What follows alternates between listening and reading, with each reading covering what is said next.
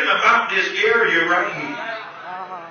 So this area is called the middle. Somebody say, this is the middle.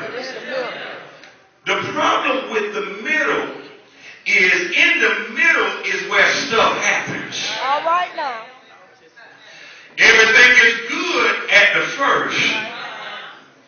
And we're excited about the last. But sometimes we lose it in the middle. God is extremely quiet about the middle, and I'm saying, Lord, what do you want us to see?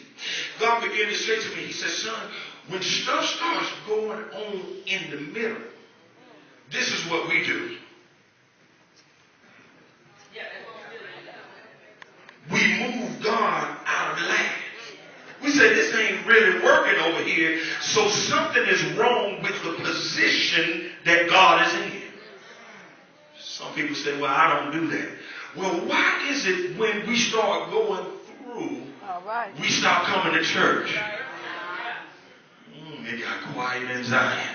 Why is it when we start dealing with the vices and the strongholds of life, we start backing up from the things of God? Why is it that we don't pray like we used to? Why is it that we hadn't fast since the pastor called a fast? God says, when we get in the middle and stuff starts happening, we move him out of the equation. And God says, that's problematic because sometimes it's important that we keep God in place. Because God wants us to know that regardless of what we go through, you can't be concerned about what goes on in the middle. He says, I put myself in position for a reason. Look at somebody and tell them God's in position for a reason.